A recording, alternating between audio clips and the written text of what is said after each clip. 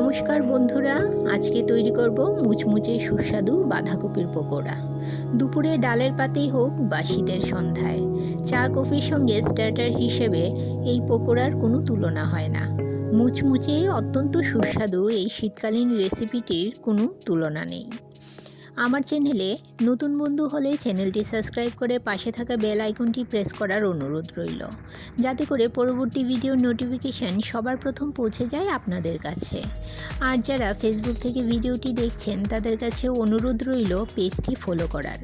নতুন বন্ধুদের স্বাগত জানাই, আর পুরনো বন্ধুদের পাশে থাকার জন্য অসংখ্য ধন্যবাদ জানিয়ে শুরু করছি আজকের রেসিপি।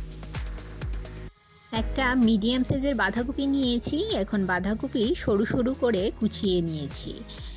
এখানে 400 গ্রাম বাঁধাকপি কুচিয়ে নিয়েছি ও জল দিয়ে ভালো করে ধুয়ে নিলাম। এতে দিয়ে দেব কুচুনো ধনেপাতা, এখানে 200 গ্রাম মতো ধনেপাতা আছে। আর দিয়ে দেব কিছু কুচুনো পেঁয়াজ, দুটো মিডিয়াম সাইজের পেঁয়াজ কুচিয়ে নিয়েছি। যারা পেঁয়াজ খান না তারা পেঁয়াজটাকে স্কিপ করতে পারেন। আর দিয়ে দিলাম কুচুনো কাঁচা লঙ্কা 1 চামচ ও 1 চামচ কুচিয়ে রাখা আদা। আর দিয়ে দেব 1 চামচ হলুদ গুঁড়ো, 1 চামচ লাল লঙ্কার গুঁড়ো, 1 চামচ চাট মশলা গুঁড়ো, 1 কাপ বেসন ও 4 টেবিল চামচ চালের গুঁড়ো।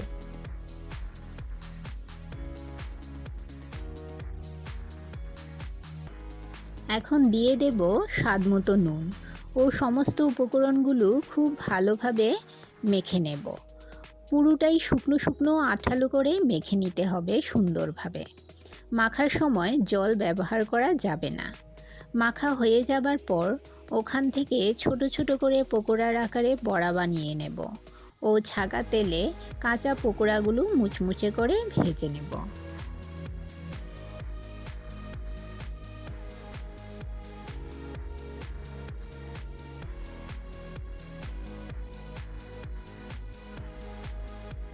গ্যাসের চুলায় আগে থেকে একটা কড়াই বসিয়ে মিডিয়াম ফ্লেমে কিছুটা রিফাইন্ড অয়েল গরম করে নিয়েছি।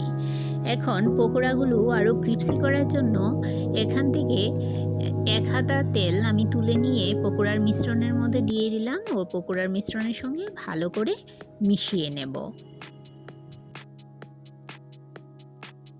পকোড়ার জন্য তেল গরম হয়ে গেছে। এখন বড়ার আকারে তৈরি করে মিডিয়াম ফ্লেমে বড়াগুলো ডিপ ফ্রাই করে নেব। এক পিঠ ভাজা হলে আরেক পিঠ উল্টে দেব। এভাবে আমি সমস্ত বড়াগুলো গোল্ডেন ব্রাউন করে ভেজে নেব।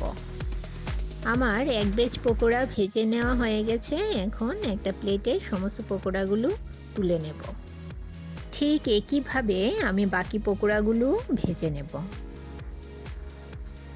বন্ধুরা, তৈরি হয়ে গেল খুবই মুচমুচে দুর্দান্ত স্বাদের বাঁধাকপির পকোড়া।